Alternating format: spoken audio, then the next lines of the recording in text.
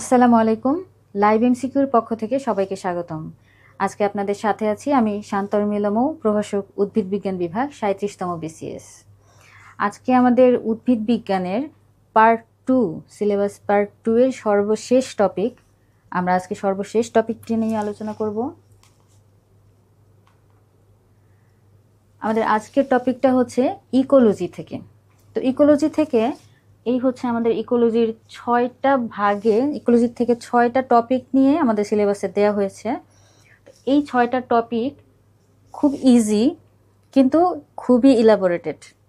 তো এই 6টা টপিকের মধ্যে ম্যাক্সিমাম যেগুলো আমার কাছে ইম্পর্টেন্ট মনে হয়েছে এবং আপনাদের এর ভিতর থেকে আসতে পারে সেগুলো এখানে উল্লেখ করা আছে। তো এর জন্য প্রথমে আমার জানতে হবে যে ইকোলজি কি আসলে কি। আমরা সবাই জানি ইকোলজি হচ্ছে আমাদের জীব ও জড়বস্তুর মধ্যে যে পারস্পরিক আন্তঃসম্পর্কের মধ্যে যেই বাস্তুবিজ্ঞান গঠিত হয়েছে সেটা নিয়ে আমরা যে স্টাডি করি, পরিবেশ বিজ্ঞান, সেটাই হচ্ছে আমাদের ইকোলজি। তো ইকোলজির মধ্যে আমাদের টপিকগুলো কি আমরা একটু দেখি। আমাদের প্রথম টপিক হচ্ছে methods of studying vegetation, ecosystem, structure and components of ecosystem, pond ecosystem, pollution, kinds of pollution. আমরা এখানে বিভিন্ন ধরনের পলিউশন সম্পর্কে জানবো। এই টপিকটা খুবই ইজি বাট কিছুটা তথ্য আছে। তারপর methods of measurement of primary productivity, environmental hazards and different forest types. Okay, এই টপিকটা কিন্তু আমি প্রথমেই বলে নিচ্ছি, এই টপিকটা খুবই এলাবোরেটেড, এর ভিতর অনেক ইনফরমেশন আছে। তো এর ভিতর থেকে আমি এই নোটের ভিতর থেকেও, এই স্লাইডের ভিতর থেকেও আমি কিছু কিছু পয়েন্ট মার্ক করে দিব যেগুলো আপনাদের মাস্ট মনে রাখতে হবে। বেসিক জিনিসগুলো আপনাদের কি থাকবে, যদিও এটা এলাবোরেটেড, এই বেসিক জিনিসগুলো অন্তত আপনারা মিস করবেন না। এরপরে এর বাইরেও আপনারা অনেক কিছু পড়তে পারেন, সেটা আমি বলে দিব এই ভিডিওতেই কোত্থেকে পড়তে হবে। তো আমরা শুরু করি। আমাদের প্রথম টপিক হচ্ছে মেথডস অফ স্টাডিং ভেজিটেশন। তো ভেজিটেশন কি, যে ইকোলজির মধ্যে যে কোনো নির্দিষ্ট একটা এলাকায় আমি মনে করি যত ধরনের উদ্ভিদ প্রজাতি আছে, যত ধরনের সমষ্টিগত উদ্ভিদের প্রজাতির যত সমষ্টি, এক একটা এলাকায় এক একটা পরিবেশের উপর ভিত্তি করে, হ্যাঁ, এক এক ধরনের আবহাওয়ার উপর ভিত্তি করে যেই উদ্ভিদ প্রজাতি গঠিত হয়, সেই সকল প্রজাতিরগুলোর একসাথে সমষ্টিগত যেই অবস্থা, সেটাই হচ্ছে একটা ভেজিটেশন।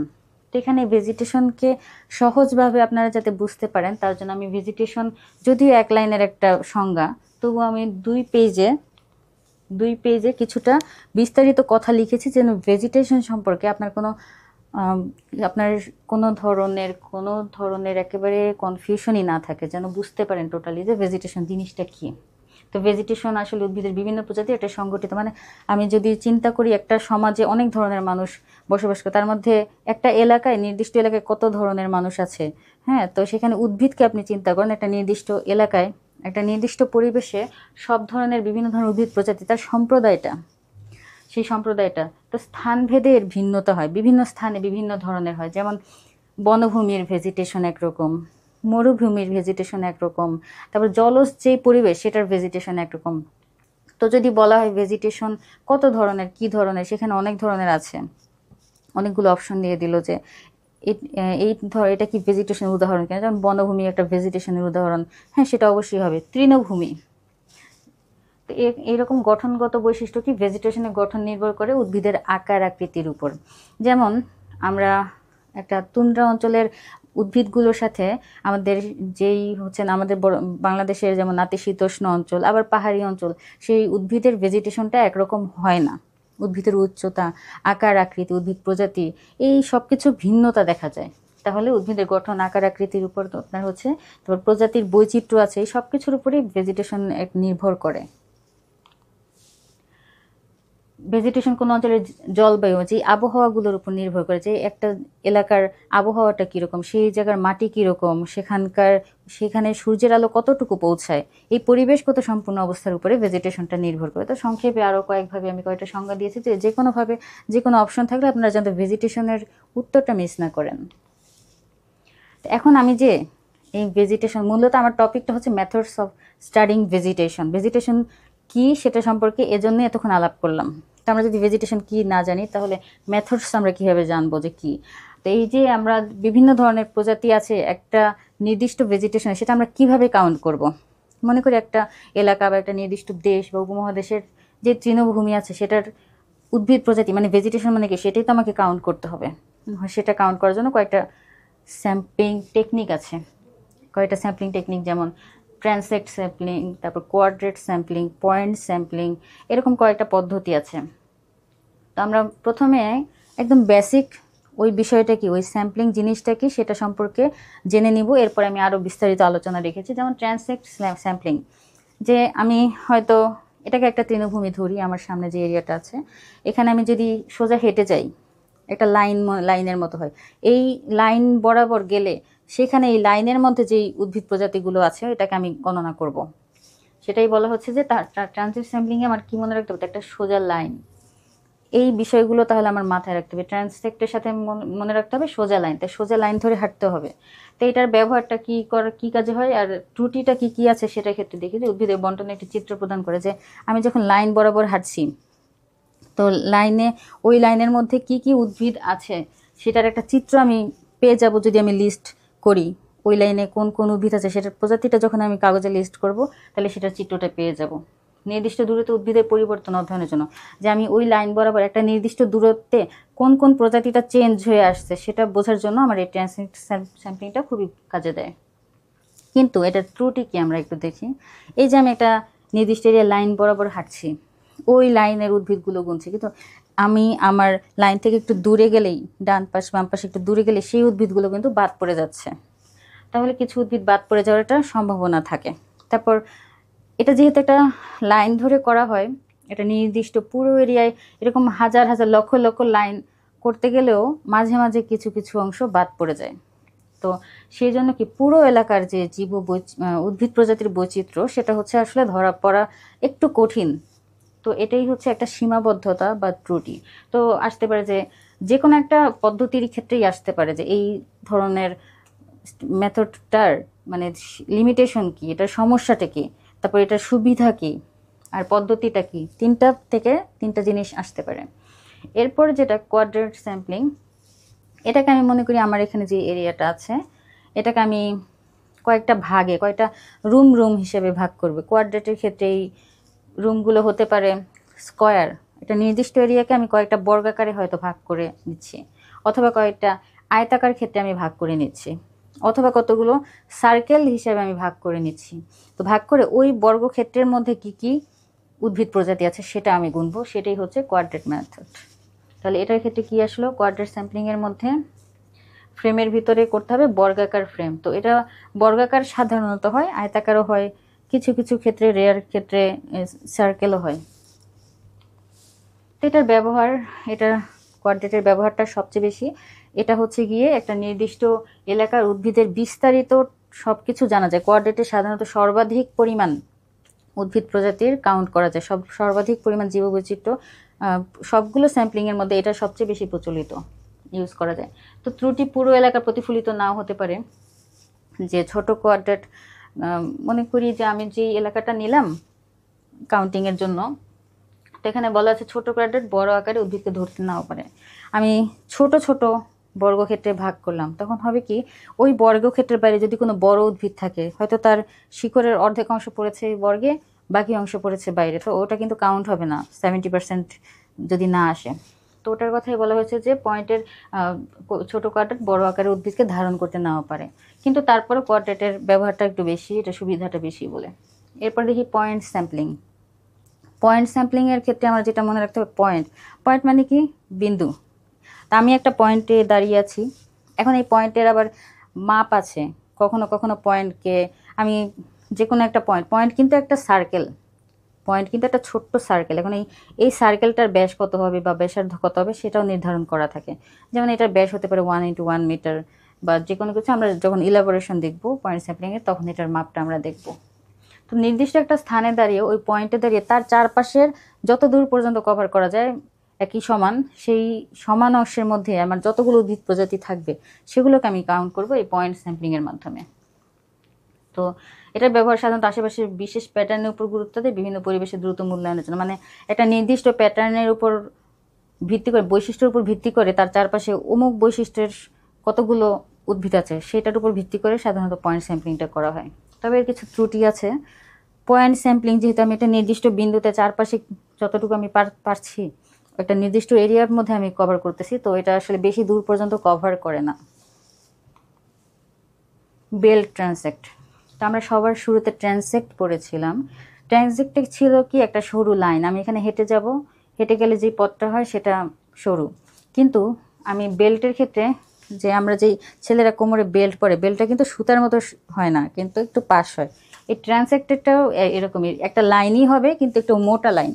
ওকে, তো সাধারণ ট্রান্সেক্টের মতোই, তার জন্য এখানে বলা, তবে একটু বেশি প্রশস্ত। এটাই শুধু মনে রাখতে হবে, ট্রান্সেক্টের মতো তবে বেশি প্রশস্ত। তো এটার ক্ষেত্রে একটু বেশি এলাকা কভার করে। আর প্লট স্যাম্পলিং, প্লট প্লট নামটার সাথে আমরা একটু খেয়াল করি, প্লট জমি, প্লট সেই প্লটই এখানে। তো প্লট মানে হচ্ছে একটা নির্দিষ্ট এলাকাটাকে নির্বাচন করব, তারপর ওখানে নির্বাচন করে চিহ্নিত এলাকায় যতগুলো উদ্ভিদ আছে সেগুলোকে সাধারণত কভার করা হয়। তো এটা ব্যবহার একটা নির্দিষ্ট এলাকার বিস্তারিত তথ্য যখন আমরা জানতে চাই, ওই প্লটটাকে নির্বাচন করে ওই নির্দিষ্ট স্থানের উদ্ভিদ সম্প্রদায়কে গণনা করা হয়, একটা নির্দিষ্ট জমি বা ইসে।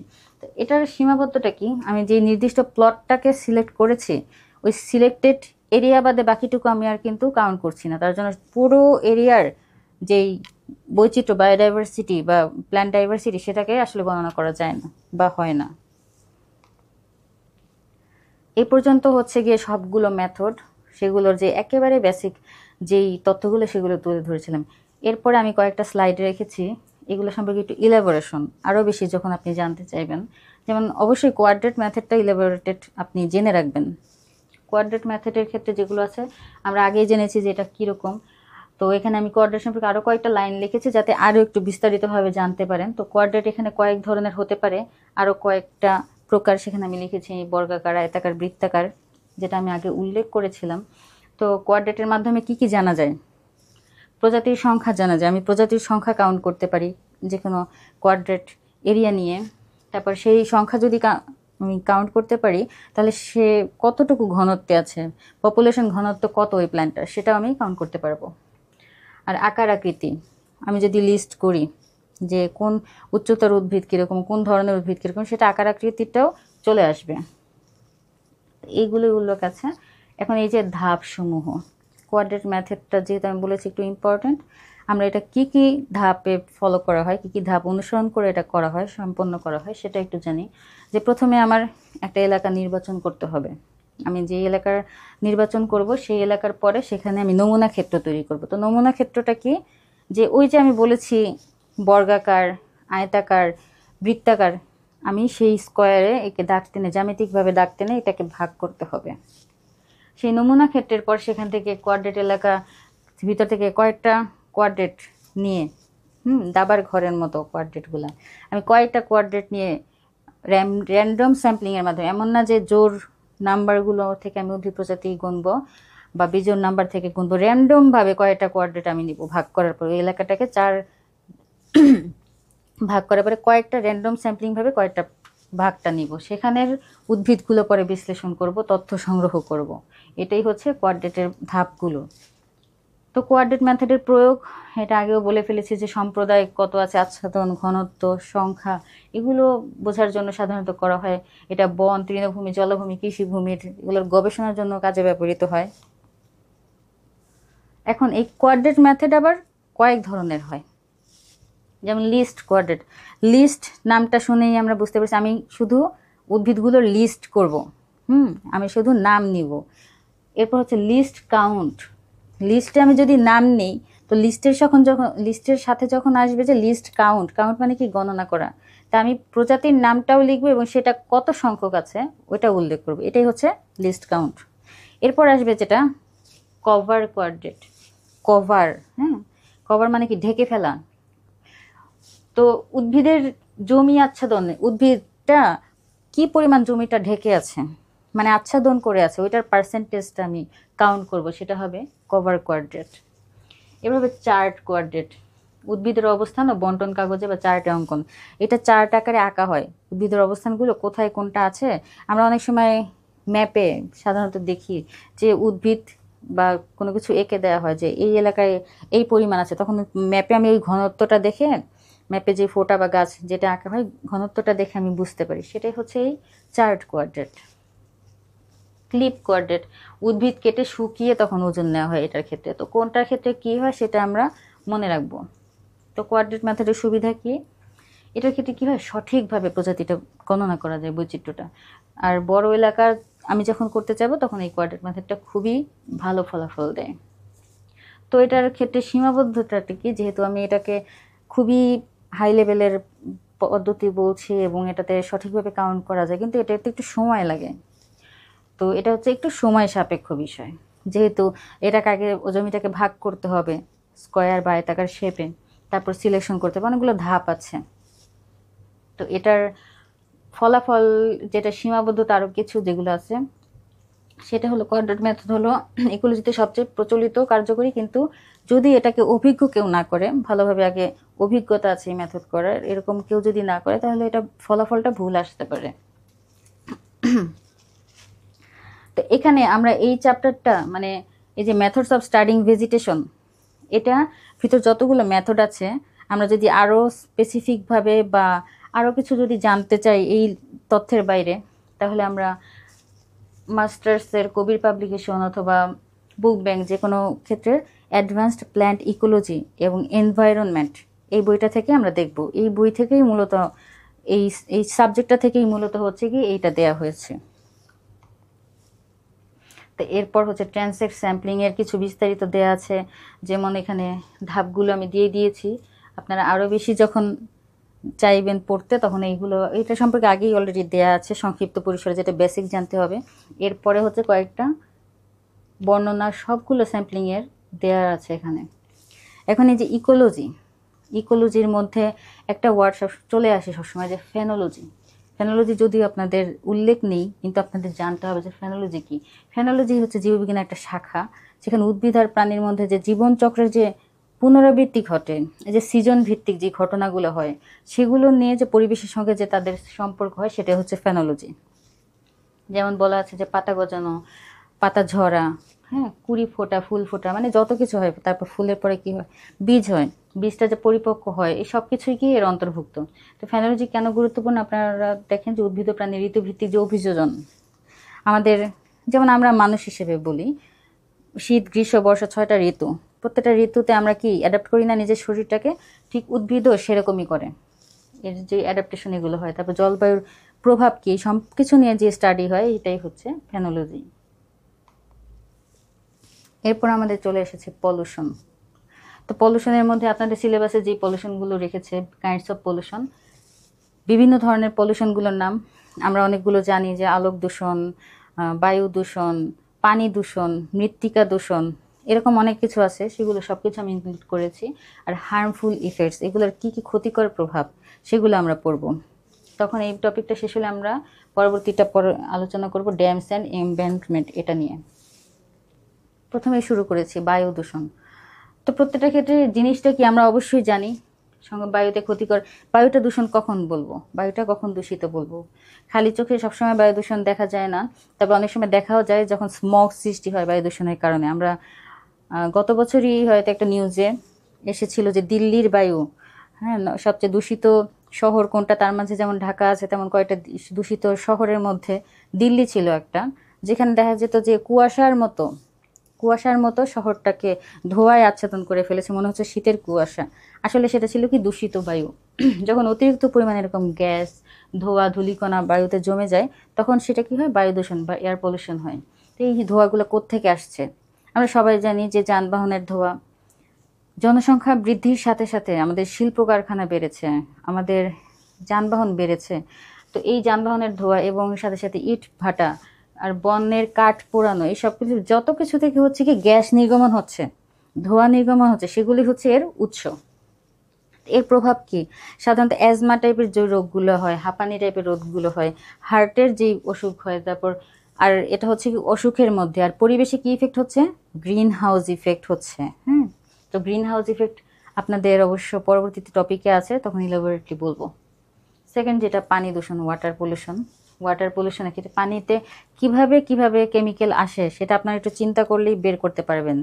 তো পানিতে একটা আছে যেখানে এটাখানে উল্লেখ নেই হয়তো, যেটা সেটা আমি বলে দিই। অ্যাসিড ড্রেনের মাধ্যমেও, অ্যাসিড যখন আপনার হচ্ছে নদীর পানিতে মিশে যায় সেটার মাধ্যমে কিছু পানি দূষিত হয়।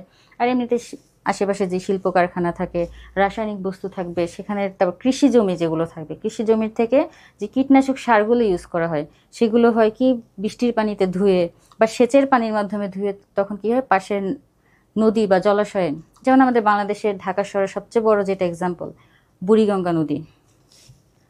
তো এই প্রভাবটা কি হচ্ছে, আমরা দেখি বুড়িগঙ্গা নদীতে কোনো জলজ প্রাণী উদ্ভিদ কিছুই নেই। পানের অযোগ্য তো অনেক আগেই, তো এটার বসবাসেরই টোটালি অযোগ্য হয়ে পড়েছে জলজ ইকোসিস্টেমের জন্য। মাছ আর জলজ প্রাণীর তাহলে ক্ষতি হচ্ছে, এবং এর থেকে এই যে বুড়িগঙ্গার আশেপাশের মানুষের এর প্রভাবে, পানির কেমিক্যালের প্রভাবে চর্মরোগেরও খুব আশঙ্কা থাকে। ভূমি দূষণ বা মৃত্তিকা দূষণ। মৃত্তিকা দূষণের ক্ষেত্রে কি হয়, সবকিছুতেই ঘুরে ফিরে একই জিনিস আসছে, কিন্তু এখানে হচ্ছে গ্যাস না, এটা হচ্ছে কি রাসায়নিক বর্জ্য মিশবে মাটিতে। সাধারণত রাসায়নিক বর্জ্যটা মিশে মাটিতে। আমরা যে এই যে আমরা ময়লা ফেলি, যে সেই ময়লা ফেলার কারণে মাটিতে, তারপর হচ্ছে কি ওই বিভিন্ন সময় হচ্ছে কি রাসায়নিক পদার্থগুলো শিল্প কারখানা থেকে ধুয়ে এসে মাটির উপর দিয়েই তো যায়। তো সেই সময় যখন রাসায়নিক ক্ষতিকর পদার্থগুলো, যেগুলো মাটিতে থাকলে উদ্ভিদ জন্মাবে না, মনে থাকবে যেগুলো মাটিতে গেলে উদ্ভিদ জন্মাবে না, সেই ধরনের কেমিক্যালগুলো যখন মাটিতে মিশে তখন সেটা হয়ে যায় কি ভূমি দূষণ।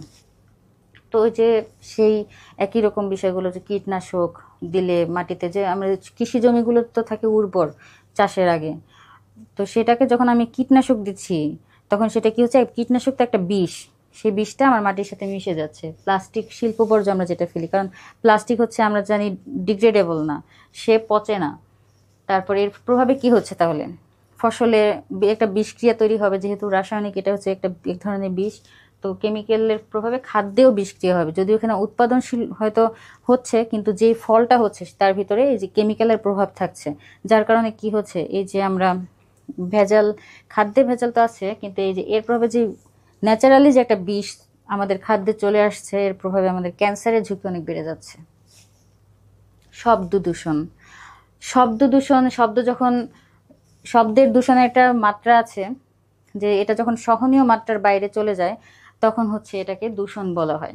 তো শব্দ দূষণের উৎস আমরা সবাই জানি, যে বিভিন্ন ধরনের যানবাহনের হর্ন, তারপর এই ধরনের শিল্প কারখানা, উচ্চ শব্দে যে গান বাজানো হয়, সব কিছুই হচ্ছে গিয়ে শব্দ দূষণ, যেটা হচ্ছে সহনীয় পর্যায়ে থাকে না, আর যেটা হচ্ছে আমার কাছে শ্রুতিমধুর লাগে না, সেটাই হচ্ছে শব্দ দূষণ। তো অতিরিক্ত শব্দ দূষণের কারণে যেটা আমাদের হয় কি শ্রবণ শক্তিতে সমস্যা হয়, এবং অতিরিক্ত শব্দ দূষণের মধ্যে থাকলে সবসময় হচ্ছে গিয়ে মানসিক চাপ বৃদ্ধি পাবে, এবং আমাদের রাতে অনেকের ঘুম হবে না, অনিদ্রা রোগ দেখা যাবে। তেজস্ক্রিয় দূষণ। তেজস্ক্রিয় দূষণটা হচ্ছে গিয়ে আমরা এতক্ষণ যেই দূষণগুলো পড়েছি সেই দূষণগুলো একসাথ করে চিন্তা করি, যে সব ধরনের বিভিন্ন ধরনের কেমিক্যালের কথা বলেছি, কিন্তু এর মাঝে কিছু কেমিক্যাল আছে যেগুলো তেজস্ক্রিয় পদার্থ, যেমন আমরা গাজার কথা বলতে পারি, যেখানে হচ্ছে গিয়ে পারমাণবিক বোমা ফেলা হয়, বা জাপানের হিরোশিমা নাগাসাকিতে যে পারমাণবিক বোমা ফেলা হয়েছিল, সেখানে কি তেজস্ক্রিয় রাসায়নিক তেজস্ক্রিয় পদার্থের প্রভাবে এখনো পর্যন্ত শোনা গেছে যে বিকলাঙ্গ শিশু জন্ম হয়, বা বিভিন্ন ধরনের প্রভাব এখনো সেখানে চলমান আছে। সেই তেজস্ক্রিয় দূষণ কি, ওই যে পারমাণবিক বিদ্যুৎ কেন্দ্রে যারা চাকরি করে তাদেরও এটার প্রভাবে প্রভাবিত হতে হয়, ক্যান্সার হয় তাদের, তাদের বিভিন্ন ধরনের জেনেটিক সমস্যা হয়ে যায়, পরিবেশের দীর্ঘমেয়াদী প্রভাব আছে এর। এরপর আছে আলোক দূষণ। আলো তো আমাদের জন্য অনেক অপরিহার্য। আমরা জানি আলোর মাধ্যমে উদ্ভিদ সালোক সংশ্লেষণ করে। আলো না ছাড়া আমরা দিনের শুরুটাই করতে পারি না, দিনের কাজটাই মানে শুরু হয় না। কিন্তু অপ্রয়োজনীয় আলো, তারপর আমরা যে কৃত্রিম আলোকিত করে রাখি, দিনের বেলা সূর্যের আলোকে আসতে না দিয়ে কৃত্রিমভাবে আলোকিত করে রাখি, বা রাতের বেলা আমরা কৃত্রিমভাবে আলোকিত করে রাখি, এই আলোরও একটা প্রভাব আছে, ক্ষতিকর প্রভাব আছে। যেমন ঘুমের ব্যাঘাত হবে, হ্যাঁ, তারপর পাখি ও কীটপতঙ্গের আচরণ তখন হচ্ছে, আমি যখন একটা বনভূমিতে লাইট জ্বালিয়ে রাখি, সৃষ্টিকর্তা বা আল্লাহ প্রদত্ত স্বাভাবিক নিয়ম হচ্ছে সন্ধ্যার পরে অন্ধকার হয়ে যায়। তা আমরা দেখব বনভূমিতে সন্ধ্যার পরে সাধারণত পাখি বা অন্য প্রাণী স্বাভাবিক নিয়মে তারা কি করে তাদের লাইফস্টাইল লিড করছে, কিন্তু মানুষের মাঝেই এই লাইফস্টাইলে সাধারণত আমাদের ব্যাঘাত ঘটে। কারণ কি আমরা যে কৃত্রিম আলো দিয়ে কাজ করি, সেই কৃত্রিম আলোর প্রভাবে আমাদের তাই ঘুমের ব্যাঘাত হয়। একই রকমভাবে যদি আমি বনভূমিতে কৃত্রিম আলোর ব্যবস্থা করি, তখন হচ্ছে পাখি আর কীটপতঙ্গের যে স্বাভাবিক আচার আচরণ সেটাও নষ্ট হয়ে যায়। Effects of dams and embankments. এই যে ভেজিটেশন সম্পর্কে আমরা পড়লাম, ভেজিটেশন কি দেখলাম, ভেজিটেশন কিভাবে পরিমাপ করব দেখলাম, কিন্তু এই ভেজিটেশনের উপর ড্যাম, এমব্যাঙ্কমেন্ট এদের কিছু প্রভাব আছে। তো ড্যাম কি আসলে আগে সেটা তো আমার জানতে হবে। ড্যাম হচ্ছে আমরা চিন্তা করি যে নদী বা পানির প্রভাবকে যখন আমি আটকাতে চাই, তখন আমি এটাকে কি করি, বড় বড় কংক্রিট, মাটি বা পাথর দিয়ে ওই যে পানির প্রবাহটাকে আটকাই। মানে যেখানেই আছে নদীটা, তার তীরটাকে শুধু আমি ওই উচ্চতাতেই আর কি আটকাই। ঠিক আছে, এটা হচ্ছে ড্যাম। আর যখন আমি এমব্যাঙ্কমেন্ট, সেটা হচ্ছে অনেক নদীর পাশে দেখা যায় কি বন্যার পানি ঢুকে যায়, এই জন্য ওই স্থলভূমিকে বাঁচানোর জন্য তখন করা হয় কি, যে বিশাল উঁচু একটা নদীর পাড়ে বিশাল উঁচু করে একটা রাস্তা করা হয় মাটি ফেলে, বা হতে পারে সেটা পাথর দিয়ে, যে কোনোভাবে উঁচু করা হয়। তো ড্যামে কি হবে, শুধুমাত্র ওই উঁচু করা হবে, ওই নির্দিষ্ট উচ্চতা, যেই উচ্চতা ছিল সেই উচ্চতাই আমার কি করা হবে, পানি প্রবাহটাকে আটকাতে হবে কংক্রিট মাটিগুলো দিয়ে। কিন্তু এমব্যাঙ্কমেন্টে হবে কি, সেই জায়গাটাকে কিছু দূর পরে উঁচু করে দেওয়া হবে। তো এমব্যাঙ্কমেন্টের ক্ষেত্রে আপনারা বিভিন্ন এলাকায় দেখতে পারবেন যে নদীর পাড়ের যেই স্থলভূমি বা গ্রাম থাকে, সাধারণত গ্রাম আর নদী এই দুই এলাকার মাঝে উঁচু একটা রাস্তা থাকবে। আমি মনে হয় সবাই ক্লিয়ার হয়ে যাবেন। তো এই যে ড্যামের কাজ কি, পানি সঞ্চয় করা। তো অনেক সময় হয় কি, এই পাথর দিয়ে যখন আটকানো হয়, ওই এলাকায় কি হয়, পানিগুলো এসে জমা হয়, তখন ওই পানিগুলো সঞ্চয় করা হয় এবং সেই পানির যে স্রোত সেটাকে কাজে লাগিয়ে অনেক সময় বিদ্যুৎ উৎপন্ন করা হয়। যেমন কাপ্তাইটার একটা বড় উদাহরণ, কাপ্তাই বাঁধ আমরা নামেই জানি। এরপর আছে বন্যা নিয়ন্ত্রণ। এই যে বন্যা হয় অতিরিক্ত, সেটা নিয়ন্ত্রণ করার জন্য, যাতে পানিটা প্রবেশ করে ফেলতে না পারে, তার জন্য হচ্ছে গিয়ে এই ড্যামটা করা হয়। আর এমব্যাঙ্কমেন্টে এটা হচ্ছে গিয়ে নদী জলোচ্ছ্বাস থেকে জমি ও বসত ভিটা এটাকে রক্ষা করে। তো ড্যাম দিয়েই তো আসলে করা যেত, কিন্তু জলোচ্ছ্বাসের সময় যখন নদীর পানি অতিরিক্ত মাত্রায় বৃদ্ধি পায়, তখন আসলে ড্যাম দিয়ে ওটাকে কভার করা যায় না, ওটাকে প্রতিহত করা যায় না। তার জন্য যেসব এলাকাগুলো সাধারণত অতিরিক্ত জলোচ্ছ্বাস প্রবণ, যেমন পটুয়াখালী এলাকায় অনেক আছে এমব্যাঙ্কমেন্ট আছে, বিভিন্ন গ্রামের নদীর পাশে, যেহেতু ওটা সাগর উপকূলীয়, ওখানে, তারপর খুলনায়ও কিছু জায়গায় আছে এই এমব্যাঙ্কমেন্ট। তো এর মাধ্যমে কি করা হয়, কৃষি জমিতে যাতে পানি ঢুকে না যায় সেটাকেও রক্ষা করা হয়, তো কৃষি জমির সুরক্ষা হয়। এরপর আমি বললাম যে খুলনা এলাকায় আছে, পটুয়াখালীতে আছে, এটা দুইটাই হচ্ছে কি উপকূলের এলাকা, উপকূলের সাগর, বঙ্গোপসাগরের পাশের এলাকা। তো এই দুই এলাকায় সাগরের পানি ঢুকে যাবে মানে কি, লবণাক্ত পানি ঢুকে যাবে। এই লবণাক্ত পানি যখন কৃষি জমিতে ঢোকে, তখন হচ্ছে গিয়ে ওই পরিমাণ স্যালাইনিটিতে কৃষি পণ্য উৎপন্ন হতে পারে, কৃষি শস্যগুলো উৎপন্ন হতে পারে না। তার জন্য এই লবণাক্ততা ঠেকাতে তখন হয় কি, এই এমব্যাঙ্কমেন্টটা করা হয়। এরপর বাংলাদেশের প্রেক্ষাপটে জাস্ট একটা এক্সাম্পল দেওয়া, যে খুলনা, সাতক্ষীরা, ভোলা, এসব জায়গায় এনভায়রনমেন্টে আপনি পাবেন। তো সহজ ভাষায় আপনি বলতে গেলে ড্যাম কি, এমব্যাঙ্কমেন্ট কি, এগুলার হচ্ছে গিয়ে কথাটা আমি লিখেছি একই কথা, সহজ ভাষায় এক লাইনে লেখা। নদীর মাঝখানে উপর দিয়ে তৈরি বড় বাঁধ, নদীর মাঝখান দিয়ে যখন উপর দিয়ে তৈরি, আর এমব্যাঙ্কমেন্টটা হচ্ছে নদী বা সাগরের কাছেও থাকবে। ড্যাম সাগরের সাথে কোনো সম্পর্ক নেই।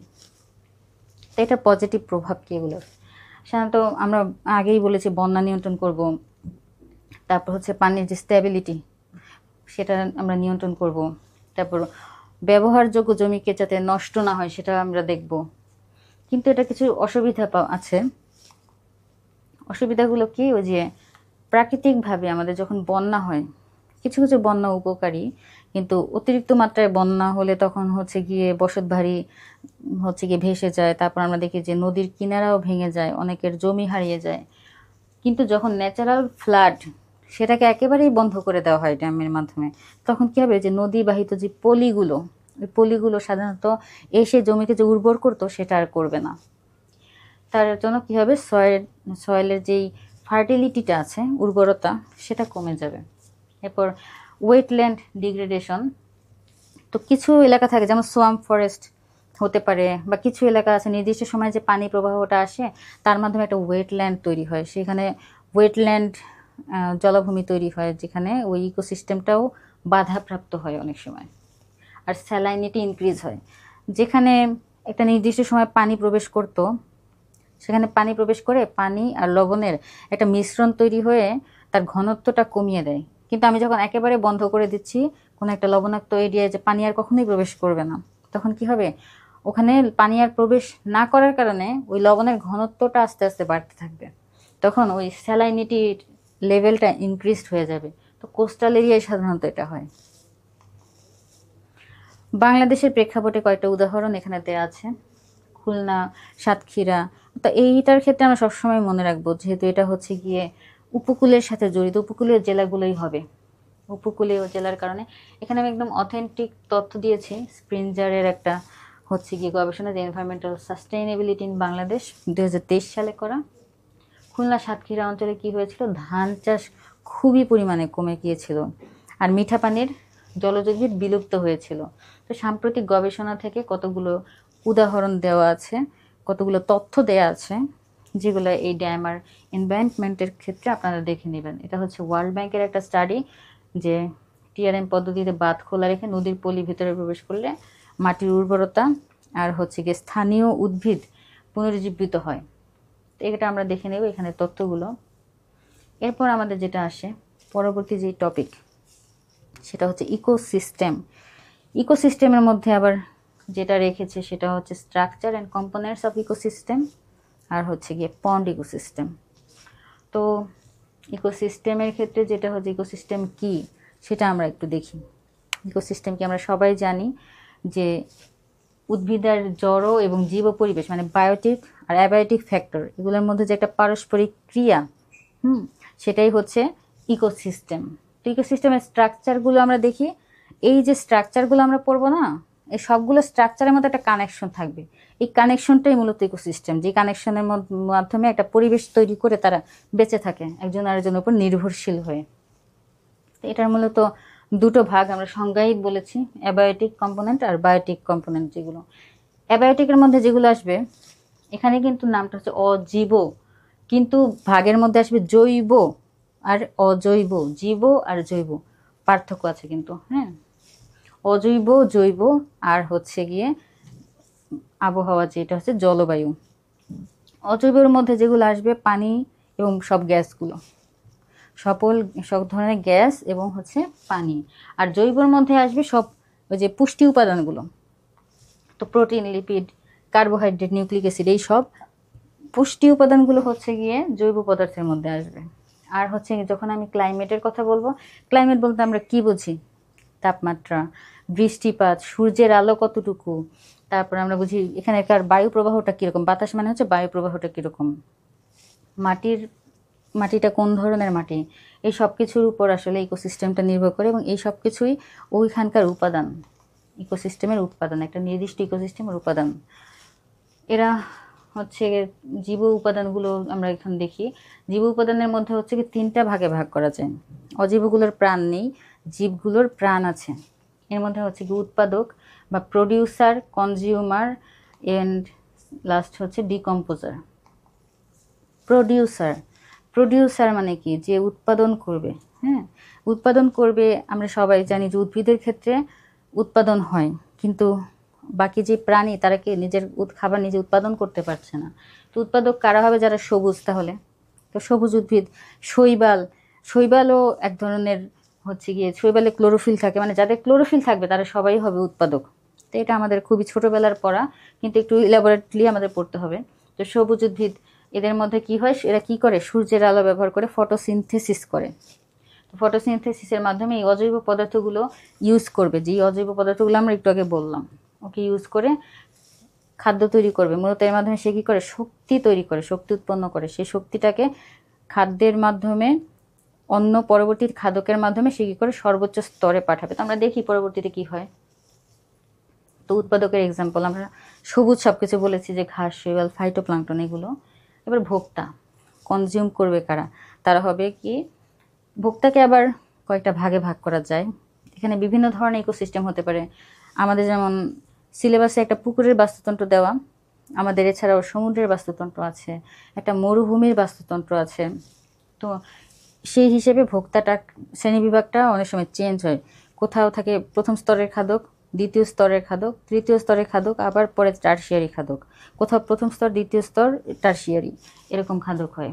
তো প্রথম স্তরের যারা খাদক হবে, এটা সাধারণত এই যে প্রথম স্তরের খাদক আগে তো ওকে খেতে হবে, তাহলে এরা সবসময় হবে কি শাকাশি। শাকাশি মানে কারা? যারা হচ্ছে কি সবুজ উদ্ভিদ খায়। এরপর দ্বিতীয় স্তরের খাদক হবে কারা? যারা প্রথম স্তরের উদ্ভিদের উপর নির্ভর করবে। তৃতীয় স্তর যদি আমি বলি তাহলে তারা দ্বিতীয় স্তরের উপর নির্ভর করবে। আর যখন আমি টারশিয়ারি বলবো, টারশিয়ারি হবে ওরা তৃতীয় স্তরের উপর নির্ভর করবে। টারশিয়ারি অনেক সময় হতে পারে যে সরাসরি যদি দ্বিতীয় স্তরের পরেই টারশিয়ারি হয়, তখন টারশিয়ারি স্তর দ্বিতীয় স্তরের উপর নির্ভর করবে। এক্সাম্পলগুলা এখানে দেওয়া আছে যে প্রথম স্তরের খাদক তাহলে কি, যেহেতু ঘাস লতা পাতা খায়, আমরা নিজেরাও প্রথম স্তরের খাদক। ঘাস খায় গরু, হরিণ, এই ধরনের প্রাণীগুলো। তারপর হচ্ছে গিয়ে মাংসাশী প্রাণী, মাংসাশী আমরাও দ্বিতীয় স্তরের খাদক। তারপর হচ্ছে গিয়ে ব্যাং, সাপ, ছোট মাছ, এই সব কিছু তৃতীয় স্তরের খাদক আছে, শকুন, কাক, কুকুর, এগুলো। এরপর বিয়োজক বা পরিবর্তনকারী, ডিকম্পোজার যারা, তো এরা কি করবে? মৃতদেহগুলোকে, এই যে পরিবেশে প্রতিনিয়তই মানুষ মৃত্যুবরণ করছে, তার পাশাপাশি সব ধরনের পশু পাখিও মৃত্যুবরণ করছে। তো একে ইকোসিস্টেমে যে পচিয়ে, মাটির সাথে পচিয়ে যে একটা ব্যালেন্স করে, তারা কারা? ডিকম্পোজার যারা। তো এরা কি করে? মৃতদেহকে পচিয়ে ওরা হচ্ছে অজৈব পদার্থ তৈরি করে। ওই যে অজৈব পদার্থগুলো আমরা কি বললাম কতক্ষণ আগে, আমরা হচ্ছে কি অজৈব উপাদান ওগুলোর নাম পড়েছে, সে ওকে আবার সাইক্লিক ভাবে এসে ওই অজৈব পদার্থে রূপান্তরিত করবে। তো কারা সেই ডিকম্পোজার? এরা হচ্ছে বিভিন্ন ধরনের ব্যাকটেরিয়া, ফাঙ্গাস, অ্যাক্টিনোমাইসিটিস, এরা। তো সেই যে আমরা ইকোসিস্টেম দেখলাম, সেই ইকোসিস্টেমের মাধ্যমে তারা কি করছে? সেই একটা ইকোসিস্টেম চক্রাকারে, ওই যে আমরা দেখলাম সে কী করবে? ইকোসিস্টেমের নিউট্রিয়েন্ট সাইকেলটা সম্পন্ন করে এই ডিকম্পোজার। তা আমরা এখানে আমাদের সিলেবাসে পরবর্তীতে আছে এটি পুকুরের বাস্তুতন্ত্র। তো এখানে আমি দুটো চিত্র রেখেছি। এটা হচ্ছে সেই চিরাচরিত সেই চিত্র যেটা আমরা ছোটবেলা থেকে পড়ে এসেছি, আমাদের বইয়ে যে চিত্রটা থাকে সেটা। এটাকেই আবার একটু জাস্ট কালার ছবি এখানে করা আমরা দেখি। এই ছবি থেকে আমরা সবই বুঝতে পারবো যে উৎপাদক আছে এখানে। এই উৎপাদককে কি প্রাইমারি যে কনজিউমারগুলো আছে ওরা ভক্ষণ করছে। প্রাইমারি কনজিউমারকে আবার ভক্ষণ করছে কারা? সেকেন্ডারি যে কনজিউমারগুলো ওরা ভক্ষণ করছে। তারপর তাকে টারশিয়ারি যে কনজিউমার ওরা ভক্ষণ করছে। এরপরে এরা মৃতদেহ পচে যায়। এরপরে যে হিউমাস, ওরা হচ্ছে এদেরকে ডিকম্পোস্ট করছে। একই ধরনের চিত্র এখানেও। যে সবুজ উদ্ভিদগুলো আছে, ফাইটোপ্ল্যাঙ্কটন আছে, এই ফাইটোপ্ল্যাঙ্কটনগুলো উৎপাদক, তাদেরকে প্রাইমারি কনজিউমাররা হচ্ছে গিয়ে ভক্ষণ করছে। প্রাইমারি কনজিউমার একজন আছে জু প্ল্যাঙ্কটন, উদাহরণ হিসেবে আছে। এরপরে এই প্রাইমারি কনজিউমারগুলোকে এই যে সেকেন্ডারি কার্নিভার্স, এরা হচ্ছে গিয়ে ভক্ষণ করছে। এদেরকে আবার হচ্ছে গিয়ে টারশিয়ারি লেভে পুকুরের ক্ষেত্রে আর নেই, এরাই হচ্ছে সর্বোচ্চ খাদক, বড় মাছগুলো। এরপর এরা যখন মৃতদেহ অবস্থায় যায় তখন এদেরকে ডিকম্পোস্ট করে ডিকম্পোজার যারা, তারা। এই হচ্ছে একটা পুকুরের বাস্তুতন্ত্র। এটাই এখানে ইকোসিস্টেমের মতো করে লেখা আছে। একটি পুকুরের বাস্তুতন্ত্র কি? উদ্ভিদ, প্রাণী, সেখানে যে অণুজীবগুলো থাকে, তারপর সেখানে যেই পুকুরের যে সূর্যালোক আসে, পুকুরের মধ্যে যত কার্বন ডাইঅক্সাইড, অক্সিজেনের আদান প্রদান, এই যে অজৈব পরিবেশ, এর সাথে যে হচ্ছে গিয়ে পরিবেশের একটা গতিশীল সম্পর্ক একটা পুকুরের মধ্যে, সব জীব ও জড় পদার্থের পুকুরের মধ্যে যা যা থাকে, হ্যাঁ, তার মধ্যে যে পারস্পরিক ক্রিয়া বিক্রিয়া, এটাই হচ্ছে একটা পুকুরের বাস্তুতন্ত্র। এটাকেও সেই একই রকম তিন ভাগে ভাগ করা যায়, যে প্রডিউসার, কনজিউমার, হচ্ছে ডিকম্পোজার। তো পুকুর, সাধারণত পুকুর আর সাগরের মধ্যে খাদকে পার্থক্য থাকবে। যদি আমি একটা সাগরের কথা চিন্তা করি তাহলে কি সাগরের সর্বোচ্চ খাদক কি? নীলতিমি। কিন্তু পুকুর কি একটা শান্ত জলাশয়, ঠিক আছে? পুকুরের শান্ত জলাশয়ে ফাইটোপ্ল্যাঙ্কটনগুলো খুব সহজে ভেসে বেড়াতে পারে। তো এখানে বায়ুর তাপমাত্রার সাথে পুকুরের তাপমাত্রার, বাতাসের তাপমাত্রা, বায়ু প্রবাহের সাথে সাধারণত পুকুরের উপরের পানির আন্দোলন হয়, এবং সূর্যের আলো, চারপাশের গাছের ঘনত্ব কত আছে তার উপর ভিত্তি করে আসে। তো এর সব কিছুর ভিত্তিতে পানির স্তরের একটা উলট পালট হয়, সেগুলো তাপের স্তরায়ন হয়। এই সব কিছুর উপরে আসলে একটা পুকুরের বাস্তুতন্ত্র নির্ভর করে। তো এখানে প্রত্যেকটার এক্সাম্পল দেওয়া আছে। পুকুরের ক্ষেত্রে প্রডিউসার কে, ফাইটোপ্ল্যাঙ্কটন, তারপর পেরিফেটিক অ্যালগিগুলো হতে পারে, তারপর সাবমার্জড প্ল্যান্টগুলো উৎপাদক হতে পারে। সাবমার্জ মানে অর্ধনিমজ্জিত, হ্যাঁ, পুকুরে পানির নিচে জন্মায়। তারপর ফ্লোয়েটিং, যেগুলো পানির উপরে ভেসে থাকে সেগুলো। ইমার্জেন্ট, যেগুলো হচ্ছে একটু অগভীর পানিতে জন্মায়। শোর প্ল্যান্ট, যেগুলো হচ্ছে পুকুরের তীরে কিনারায় জন্মাবে। আর বিয়োজক বা পরিবর্তনকারী যেগুলো, সেগুলো হচ্ছে একই রকম ব্যাকটেরিয়া, ফাঙ্গাস, অ্যাক্টিনোমাইসিটিস। এরপর হচ্ছে প্রাইমারি প্রোডাকশন, এটার গণনা আমরা করব। প্রাথমিক উৎপাদন ক্ষমতা, যেটা প্রাইমারি প্রোডাকশন যেটা। তো প্রাথমিক উৎপাদন ক্ষমতা হচ্ছে সবুজ উদ্ভিদ কর্তৃক খাদ্য উৎপাদনের হারকে, সে কতটুকু খাদ্য উৎপাদন করতে পারে নির্দিষ্ট সময় বা নির্দিষ্ট শক্তি ব্যয় করে, এটাই হচ্ছে প্রাথমিক উৎপাদন ক্ষমতা। তো এটার ক্যালকুলেশনটা আমাদের কিভাবে করে সেটা সম্পর্কে আমাদের সিলেবাসে জানতে চেয়েছে, যেটা সম্পর্কে আমাদের জানতে হবে যে সালোক সংশ্লেষণ প্রক্রিয়ায় একটা নির্দিষ্ট সময়ে যেই পরিমাণ জৈব পদার্থ টোটালি উৎপন্ন হয় সেটা হবে আমাদের তিনটা টার্ম মূলত জানতে হবে। যে গ্রস প্রাইমারি প্রোডাক্টিভিটি, যেটা হবে হচ্ছে পিজি, আর হচ্ছে গিয়ে নেট প্রাইমারি প্রোডাক্টিভিটি, যেটা হচ্ছে পিএন, এবং শ্বসন হবে ইংলিশে কি রেসপিরেশন, সেটাকে প্রকাশ করবে আর দিয়ে। তাহলে গ্রস প্রাইমারি প্রোডাক্টিভিটি কি, একটা নির্দিষ্ট সময় যেই জৈব পদার্থ টোটালি উৎপন্ন হবে। আর নেটটা আমরা হচ্ছে গিয়ে বের করব, নেটটা বের করব। তাহলে আমার একটা চিন্তা করি যে একটা নির্দিষ্ট সময়ে সালোক সংশ্লেষণের মাধ্যমে একটা নির্দিষ্ট এলাকায় কি পরিমাণ উৎপাদন হলো, সেই উৎপাদন থেকে কি আবার সেই খাদ্য উদ্ভিদ আমি জানি নিজে ব্যবহার করে কি নিজের জৈবনিক কাজের জন্য রেসপিরেশন করে। সেই রেসপিরেশনে তার কিছু শক্তি ক্ষয় হয়ে যাবে, সেই ক্ষয় হওয়াটাকে মোট উৎপাদন থেকে বাদ দিলে যতটুকু থাকবে সেটাই তো আমার সঞ্চয়, সেটাই হবে এই পিএন, মানে নেট প্রাইমারি প্রোডাক্টিভিটি। তো এইটাকে বিভিন্ন পদ্ধতিতে মূলত হচ্ছে গিয়ে কাউন্ট করা হয়।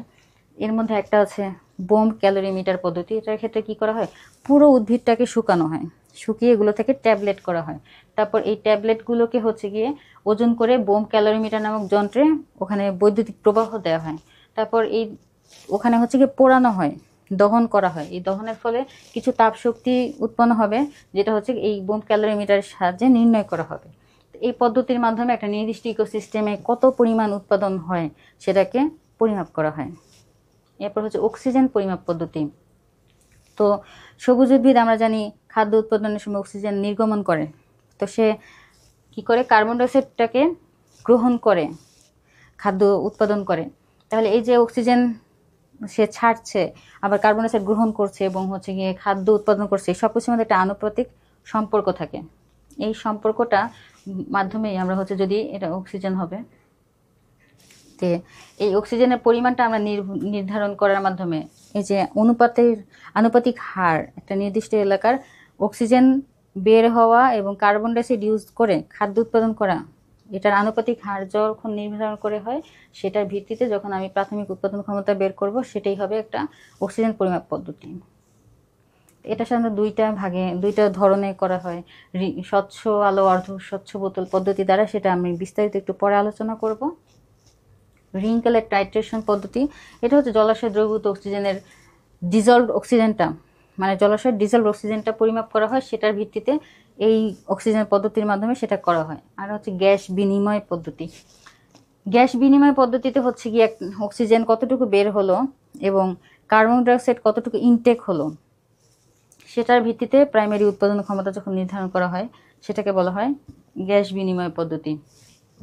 এরপর হচ্ছে বায়োমাস পরিমাপ পদ্ধতি। বায়োমাস বলতে আমরা জানি উদ্ভিদের শুষ্ক ওজনকে বায়োমাস বলা হয়। তো এই উদ্ভিদের শুষ্ক ওজনকে উদ্ভিদের বায়োমাস বলা হয়। সেক্ষেত্রে আমরা কি করব, নেট বায়োমাসটাকে ক্যালকুলেশন করব, যে T1 সময়ে তার ওজন কত ছিল, ভর কত ছিল, এবং T2 সময়ে বায়োমাস কত ছিল। সেই দুটো বায়োমাসের পরিবর্তন, এটা দ্বারাই আমরা কতটুকু উৎপাদন ক্ষমতা সেটাকে আমরা পরিমাপ করব। এরপর হচ্ছে তেজস্ক্রিয় কার্বন পদ্ধতি। তেজস্ক্রিয় কার্বন পদ্ধতি মানে হচ্ছে সালোক সংশ্লেষণের সময় আমরা জানি কার্বন ডাইঅক্সাইড ইনটেক করে, তো আমরা সেখানে কি করব, কিছু তেজস্ক্রিয় কার্বন দিয়ে দিব। সেটা সাধারণত কার্বন 14 আইসোটোপ। এটা ইউজ করে একটা বিশেষ পদ্ধতিতে হচ্ছে আমাদের হচ্ছে গিয়ে সেই প্রাথমিক উৎপাদন ক্ষমতাটা নির্ণয় করা হয়। তো সেটা প্রথমে বিজ্ঞানী স্টিমেন নিলসন 1952 সালে, বাংলাদেশের ভাষা আন্দোলনের মাস, 1952 সালে এই পদ্ধতিটা প্রথম আবিষ্কার করেন। এর জন্য তিনি সোডিয়াম বাইকার্বনেটকে ইউজ করেন কেমিক্যাল হিসেবে।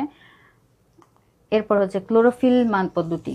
সাধারণত ক্লোরোফিলের উপস্থিতিতে আমরা সবসময় পড়ে এসেছি সংজ্ঞা যে সালোক সংশ্লেষণ হয়। তো ক্লোরোফিলের উপস্থিতিতে এই যে সালোক সংশ্লেষণ হয় তার উপর উৎপাদন ক্ষমতাটা নির্ভর করে, এটা আবিষ্কার করেছেন জেসনার।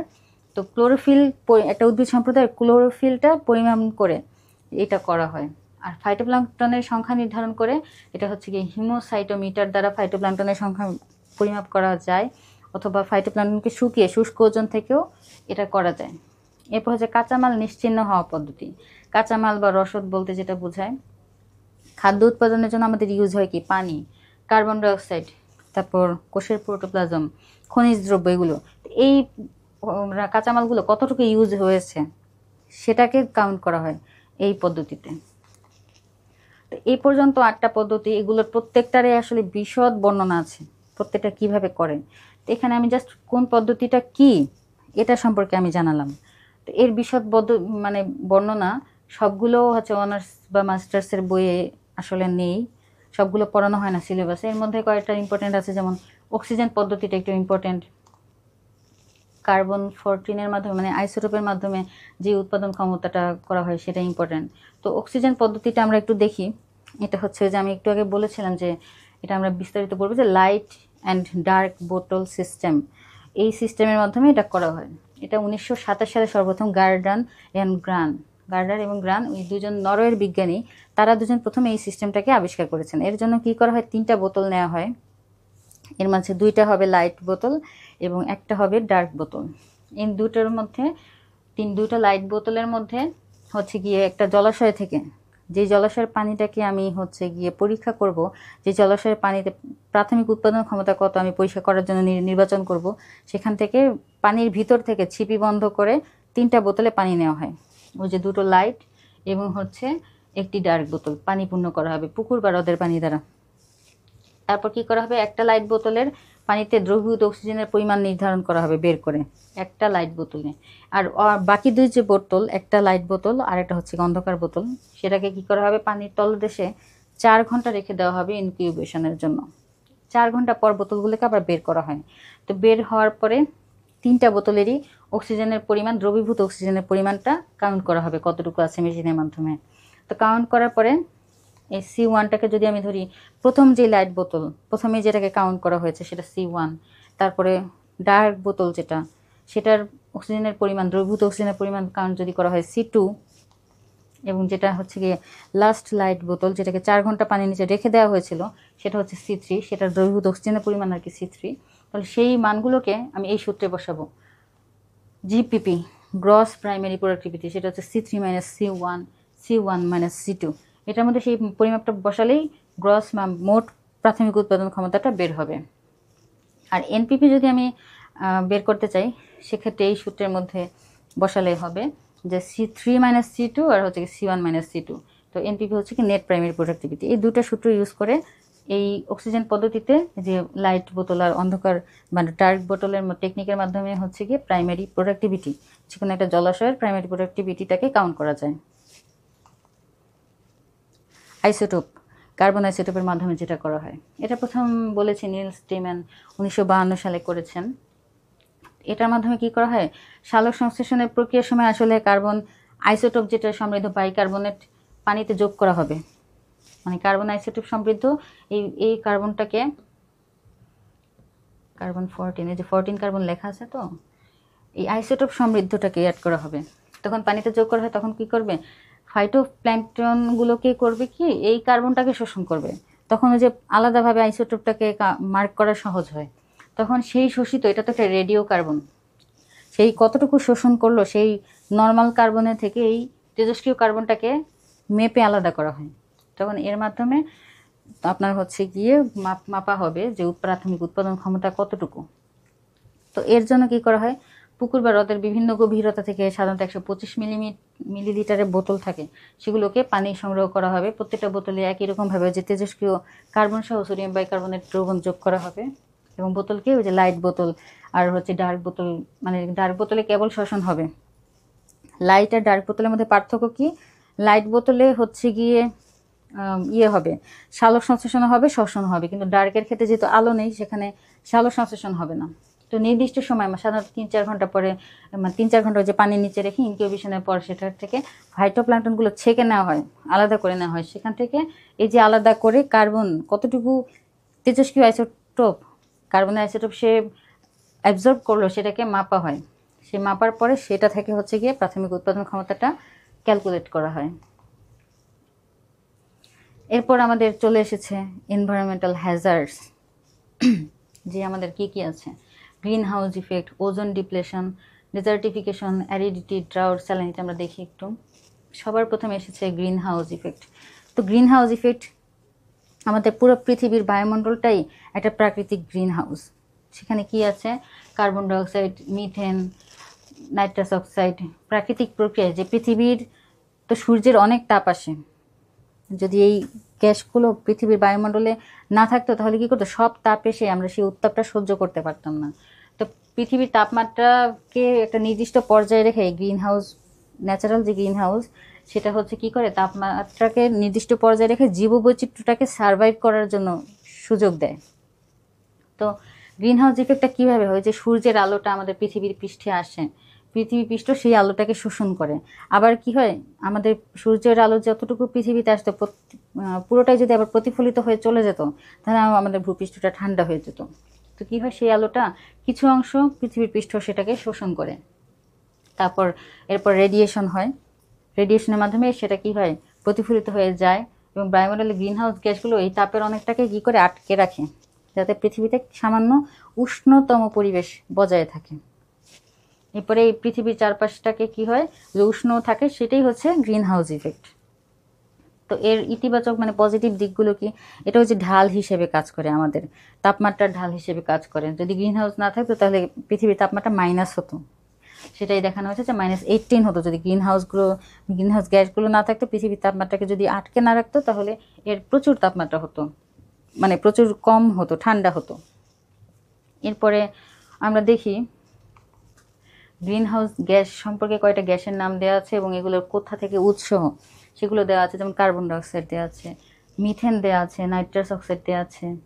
ফ্লোরিনযুক্ত কয়টা গ্যাসের নাম আমরা জানতে পারি: হাইড্রোফ্লুরোকার্বন, পারফ্লুরোকার্বন, সালফার হেক্সাফ্লুরোকার্বন, নাইট্রোজেন ট্রাইফ্লুরোকার্বন। তো ফ্লোরিনযুক্ত গ্রিন হাউস গ্যাস কোনগুলো আমাদের নাম জানতে হবে। তো এই গ্রিন হাউস গ্যাসগুলোর উৎস কি? শিল্প, refrigeration, air condition, semiconductor industry, এসব কিছুই। তো গ্রিন হাউস গ্যাস সাধারণত এটা নির্গমন হয় কোথা থেকে আমরা দেখলাম। এখন এটার প্রভাব কি? তা আমি দেখলাম যে এতক্ষণ পজিটিভ প্রভাবগুলো দেখলাম, কিন্তু অতিরিক্ত পরিমাণে যদি গ্রিন হাউস গ্যাসগুলো নিঃসরণ হয় এবং গ্রিন হাউস গ্যাসের পরিমাণ অনেক বেশি বেড়ে যায় তখন কি হবে? পৃথিবীটা অতিরিক্ত উষ্ণ হয়ে যাবে। তাহলে কি বিশ্ব উষ্ণতায় এর খুবই প্রভাব পড়বে। এখন বাংলাদেশের প্রেক্ষিতে কি হবে সেটা কতগুলো গবেষণাপত্রের ভিত্তিতে এখানে কিছু তথ্য দেওয়া আছে। এখানে তথ্যটা যেমন বিশ্ব ব্যাংকের একটা গবেষণাপত্র থেকে দেওয়া, যে আমাদের সমুদ্রপৃষ্ঠের উচ্চতা বেড়ে যাবে, এখানে ঝড়, জলোচ্ছ্বাস, মানে বিভিন্ন প্রাকৃতিক দুর্যোগ অনেক পরিমাণে বেড়ে যাবে। আর এখানে ছিল যে 2023 থেকে 2050, মানে 2023 থেকে 2050 সালের মধ্যে এই বিষয়গুলো ঘটবে। এরপর বাংলাদেশ কতটুকু, সে আসলে কতটুকু নির্গমন করে, সে যে এত ক্ষতিগ্রস্ত হবে সে আসলে কতটুকু নির্গমন করে, এটা হচ্ছে বাংলাদেশের যে ডেটা, সেই ডেটা থেকে দেওয়া। সারা বিশ্বের মাত্র হচ্ছে 0.4% সে নির্গমন করে, কিন্তু সে যেহেতু সমুদ্রের উপকূলীয় একটি দেশ, তার কারণে মাত্র সারা পৃথিবীতে যত গ্রিন হাউস গ্যাস নির্গমন হচ্ছে তার মাত্র 0.4% নিঃসরণ করার পরও সে অনেক বেশি ক্ষতিগ্রস্ত একটা দেশ। আর সরকারি হিসেবে কতটুকু হচ্ছে গিয়ে গ্যাস নির্গমন করে সেটা এখানে দেখানো আছে। এটা বেশি ইম্পর্টেন্ট। আর সাম্প্রতিক 2023 সালের একটা রয়টার্সের একটা তথ্য থেকে, যেটা বিদ্যুৎ ক্ষেত্র থেকে প্রচুর পরিমাণ কার্বন ডাইঅক্সাইড নিঃসরণ হচ্ছে বাংলাদেশে, এটা রয়টার্সের একটা রিপোর্টে দেখা গেছে। বাংলাদেশের ক্ষতিগুলো কি, যে ঘূর্ণিঝড়, জলোচ্ছ্বাস কতটুকু, সেটা এখানটা তথ্য আছে। আর বাংলাদেশের জলবায়ু প্রতিশ্রুতি মানে সে কতটুকু হ্রাস করবে গ্রিনহাউস গ্যাসগুলো নিঃসরণ কতটুকু হ্রাস করবে 2030 সালের মধ্যে। এটা হচ্ছে গিয়ে এই দুটো সব কিছুই হচ্ছে গিয়ে গবেষণাপত্র থেকে নেওয়া তথ্য। আর প্রধান ঝুঁকিগুলো কি তাহলে? বাংলাদেশের কী হবে যখন এই যে ঝড় জলোচ্ছ্বাস সব কিছু বাড়বে, উপকূলীয় লবণাক্ততা বেড়ে যাবে, তারপর ঘূর্ণিঝড় জলোচ্ছ্বাস আর বর্ষাকালীন পাহাড়ি যে ঢল সেটাও বেড়ে যাবে, পানির অনেক সংকট তৈরি হবে, তাপ চাপ এসব কিছুই বেড়ে যাবে। আমরা বর্তমানে প্রচুর উষ্ণায়ন দেখছি। উষ্ণায়নের কারণে আমাদের সিজনেও অনেকটা চেঞ্জ হয়েছে। আমাদের যখন আসলে শরৎকাল থাকার কথা তখনও আমাদের হচ্ছে গিয়ে বর্ষাকাল, মানে সিজনে একটা বিশাল ভ্যারাইটি ছিল আমাদের, এই ভ্যারাইটিটা আসলে কমে আসছে। তারপর বিদ্যুৎ খাতে কয়লা নির্ভরতা হ্রাস করতে হবে। এখন মানে এখানে আমি কি করতে পারি, করণীয় কি আমার? বিদ্যুৎ খাতে আমাদের কয়লা ভিত্তিক বিদ্যুৎ, এই যে কয়লা ভিত্তিক বিদ্যুৎ, কয়লা পোড়ানোর কারণে প্রচুর গ্রিনহাউস গ্যাস নির্গমন হয়, সেই কয়লাটাকে আমার হ্রাস করতে হবে। আমরা অন্য কোনো উৎসের মাধ্যমে বিদ্যুৎ উৎপাদন করতে পারি কিনা সেটা আমাদের দেখতে হবে। তো বিদ্যুৎ খাতে আমাদের বললাম কয়লা নির্ভরতা কমাতে হবে। এরপর আমাদের আর যেসব বিষয়গুলো আমাদের দেখতে হবে যে ড্রেনেজ, নদী শাসন, উপকূল রক্ষা, নগর স্মার্ট, পরিকল্পিতভাবে একটা নগর গঠন করতে হবে যাতে আমাদের হচ্ছে গ্রিনহাউস গ্যাস নির্গমন কম হয়। আর বাকি সব কিছু আমরা যে এর এখানে রেফারেন্সগুলো দেওয়া আছে এগুলো সবই কিন্তু অথেন্টিক তথ্য, রেফারেন্সগুলো সবই এখানে দেওয়া আছে, কোত্থেকে এই তথ্যগুলো নেওয়া। ওজোন ডিপ্লেশন, ওজোন কি O3 আমরা সবাই জানি।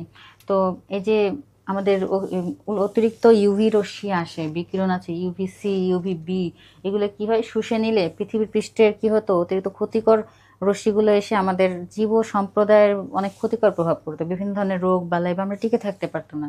তো পৃথিবীর বায়ু স্তরে সাধারণত যে ওজোন স্তরটা থাকে সে কী করে এই রশ্মি দুটো, সূর্য থেকে আসা এই রশ্মি দুটোকে সে শোষণ করে নেয়। তাহলে কি হয়, আমরা কি করি নিরাপদে পৃথিবীতে থাকতে পারি, যতটুকু প্রয়োজন সামান্য পরিমাণ আলট্রাভায়োলেট রেটা আসে পৃথিবীতে। তো ওজোন ক্ষয় হলে আমাদের কি হবে, আমাদের মূলত ওজোন স্তর ক্ষয় হলে সমস্যা। ওজোন স্তর ক্ষয় হওয়ার জন্য আমাদের কি দায়ী সেটা আমরা দেখি যে CFC গ্যাস, ফ্রিজ থেকে বিভিন্ন রাসায়নিক শিল্প কারখানা থেকে CFC গ্যাস নির্গত হয়, তারপরে এই CFC, হ্যালোজেনগুলো, তারপর মিথাইল ব্রোমাইড, এগুলোর কারণে এই ওজোন স্তরটা, বায়ুমণ্ডলের ওজোন স্তরটা ধ্বংসপ্রাপ্ত হতে পারে। তো সূর্যালোক মানে ফটো ডিসোসিয়েশন, হ্যাঁ, এই প্রক্রিয়াগুলোর মাধ্যমে রাসায়নিকগুলো ক্লোরিন ও ব্রোমিন আণবিকভাবে ওজোন অণুকে, এইগুলোর যে ক্লোরিন আর ব্রোমিন ভাঙে, CFC গ্যাস আছে কতগুলো, সেই গ্যাসগুলো করবে কি ওজোন লেয়ারকে ভেঙে ফেলবে। তখন হয় কি এই ইউভি রেগুলো তখন আমাদের পৃথিবীতে চলে আসবে।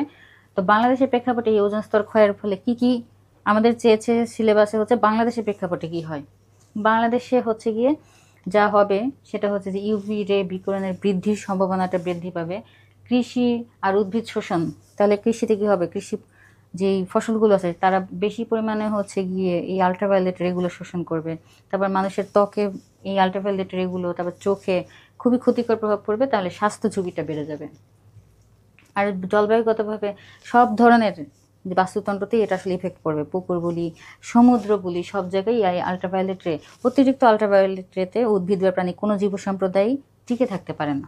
তো এর জন্য কী করতে হবে, আইন ও নীতিগত প্রতিক্রিয়া নিতে হবে, যে আইনের মাধ্যমে যে আমি CFC গ্যাস বা যেই গ্যাসগুলো আমার হচ্ছে গিয়ে ওজোন স্তরকে ক্ষতি করে সেই গ্যাসগুলো নির্গমন করা যাবে না, এরকম আইন তৈরি করতে হবে।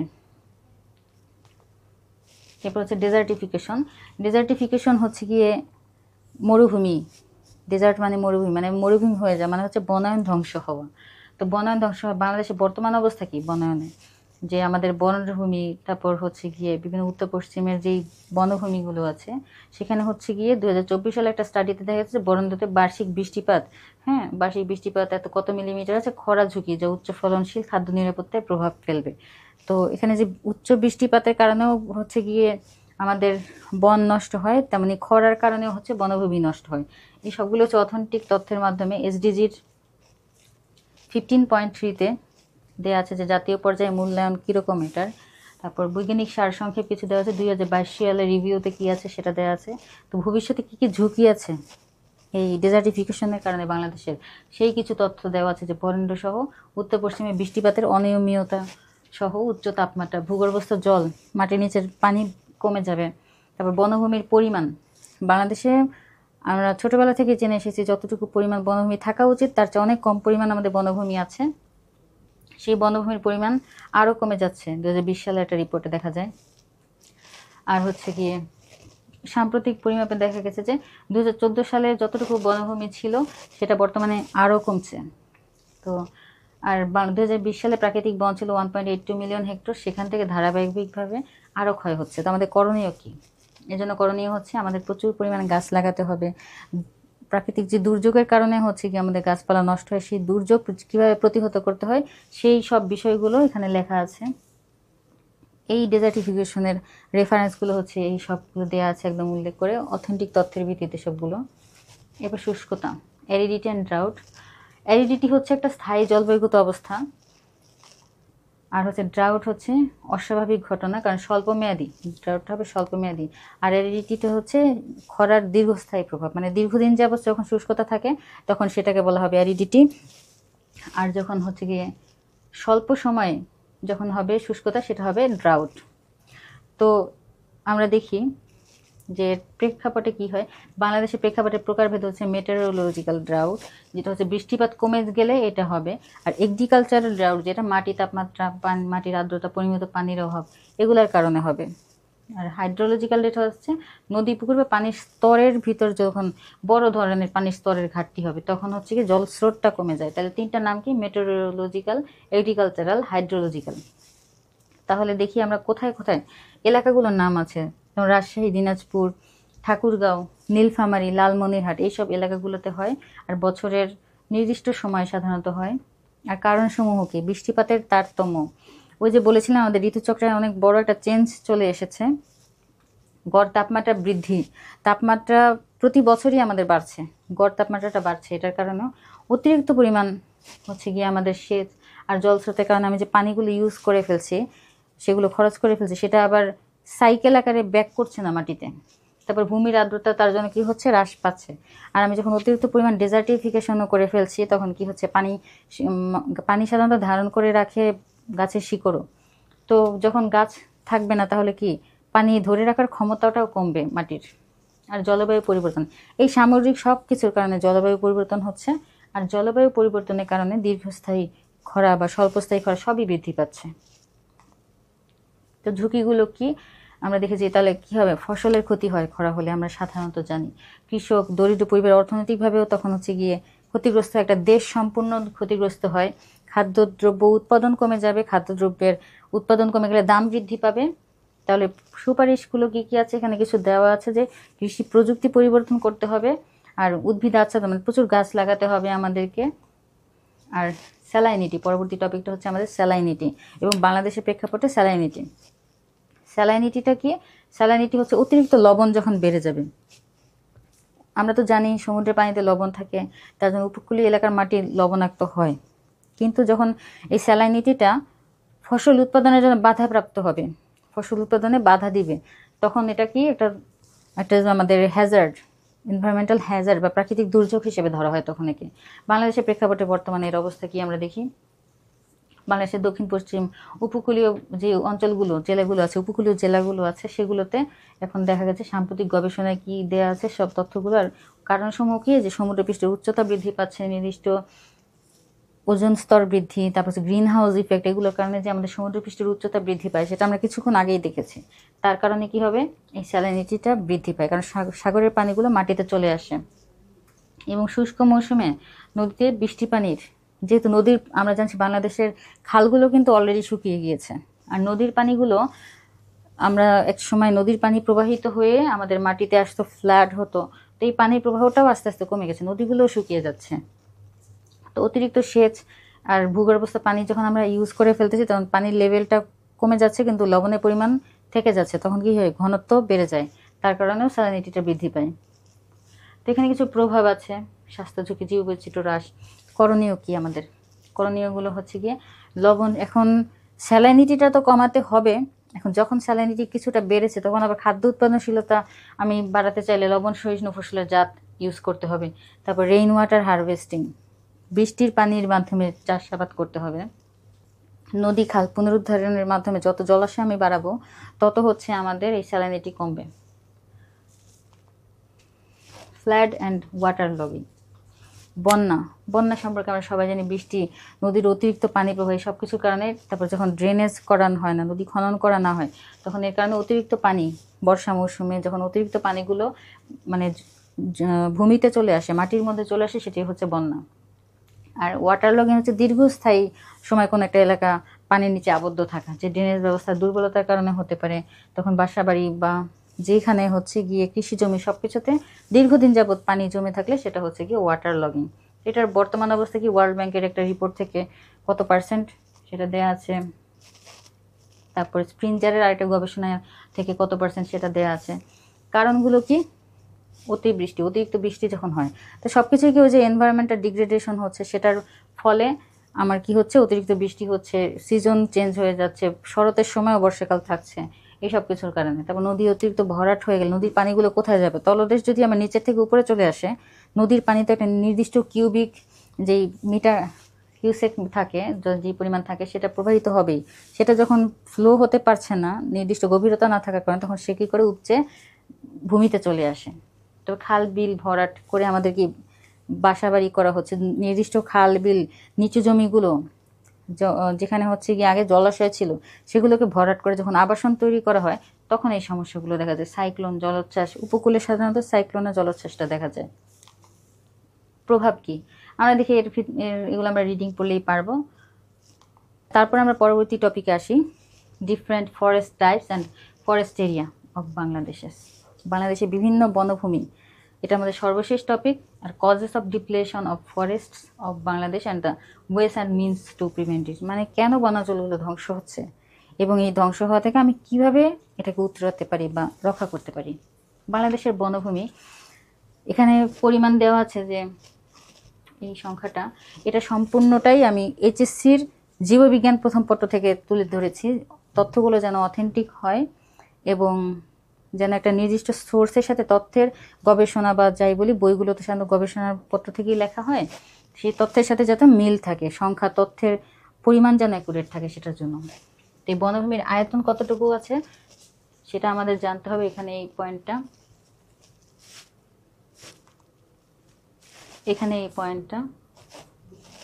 তো প্রধান বৈশিষ্ট্য কি, বাংলাদেশের বনভূমির প্রধান বৈশিষ্ট্য কি? সাধারণত জলবায়ু উষ্ণ, আর্দ্র, ক্রান্তীয়, মৌসুমীয়, এটা আমরা জেনে রাখবো।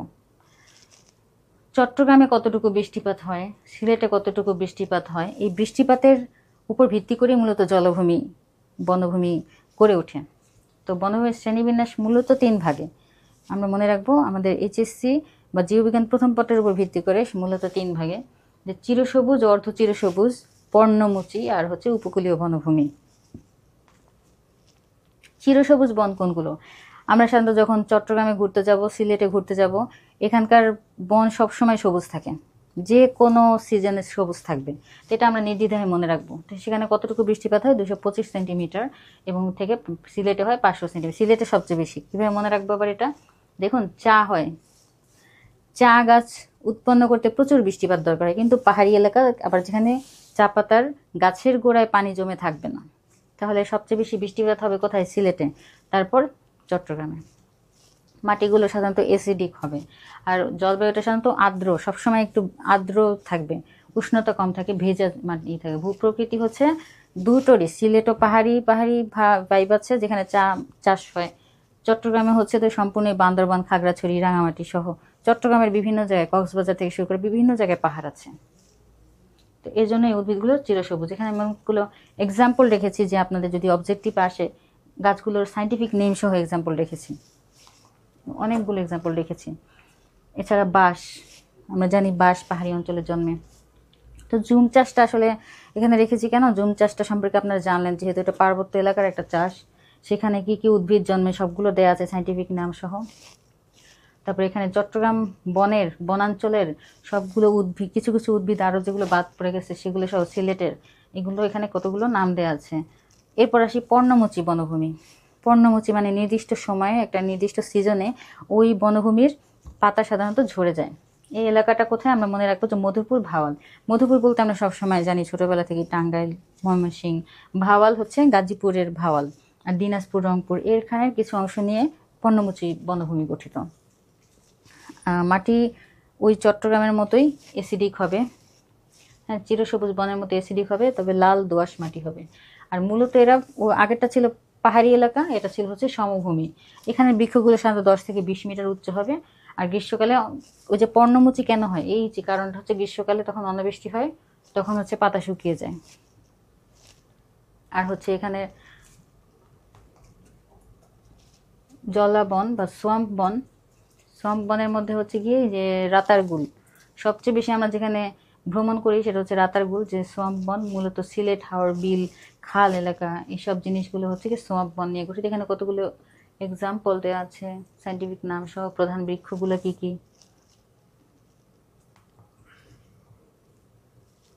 আর কি কি প্রাণী পাওয়া যায় সেগুলো উল্লেখ করা আছে। এরপর দেওয়া আছে যে ম্যানগ্রোভ উপকূলটা। ম্যানগ্রোভ বন বলতে আমরা বুঝি যে উপকূলীয় এলাকায়, সুন্দরবন সাধারণত সবচেয়ে বড় ম্যানগ্রোভ বন সারা পৃথিবীর মধ্যে। তো সুন্দরবনের সেখানে জনসংখ্যা কতটুকু, মানে আর হচ্ছে কতটুকু এলাকা জুড়ে আছে, 36% বাংলাদেশের বনভূমি। আর ম্যানগ্রোভ বনের বৈশিষ্ট্যটা কি হবে, জোয়ার ভাটার বন, জোয়ারের সময় নদীর জোয়ারের পানিতে আমাদের মাটিটা সিক্ত হয়।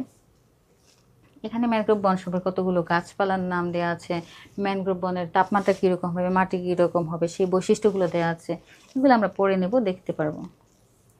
বনাঞ্চল ধ্বংসের কারণ খুবই সহজ, জনসংখ্যার চাপ, জ্বালানি কাঠগুলো আমরা সংগ্রহ করে ফেলছি, তারপর হচ্ছে আমরা কি করছি, অতিরিক্ত গাছ কেটে চাষাবাদ করছি, তারপর অবৈধ দখল, এই সব কিছুই শিল্পায়ন করছি, সব কিছু হচ্ছে বনাঞ্চল ধ্বংসের কারণ। প্রতিরোধের তাহলে উপায় কি? প্রতিরোধের উপায়গুলো হচ্ছে কি আমাদের এই যে স্থানীয় মানুষদেরকে বন ব্যবস্থাপনায় যুক্ত করা। হ্যাঁ, এটাকে বলা হয় social forestry and community participation. এরপর বিকল্প জ্বালানি, তাহলে আমি গাছের কাঠ কাটতে পারবো না, তাহলে আমার কি করতে হবে, বিকল্প জ্বালানির ব্যবস্থা করতে হবে। আর রিফরেস্টেশন, এফরেস্টেশন, আবার বনায়ন করা, অতিরিক্ত পরিমাণে গাছ লাগাতে হবে আমাদের, যেহেতু প্রচুর পরিমাণে গাছ কাটা হচ্ছে, সেটাকে ব্যাকআপ রাখতে হবে। বনভূমি সংরক্ষণ করা, আচ্ছা সংরক্ষণের মধ্যে আপনারা একটা মনে রাখবেন, এক্স-সিটু ইন-সিটু সংরক্ষণ। তো এখানে সবগুলো দেওয়া আছে, আমরা দেখব। তো রেফারেন্স বইটা ছিল আমি আগেই বলেছি, জীববিজ্ঞান প্রথম পত্র। এই সব কিছুর সাথে আমরা কি করব, আমাদের রেফারেন্স বইগুলো ইউজ করে পড়ে আমরা কি করব, লাইভ এমসিকিউর সাথে থেকে এমসিকিউগুলো চর্চা করার মাধ্যমে আমরা একটা ভালো প্রিপারেশন নেব। তো সবার জন্য শুভকামনা থাকলো। আল্লাহ হাফিজ।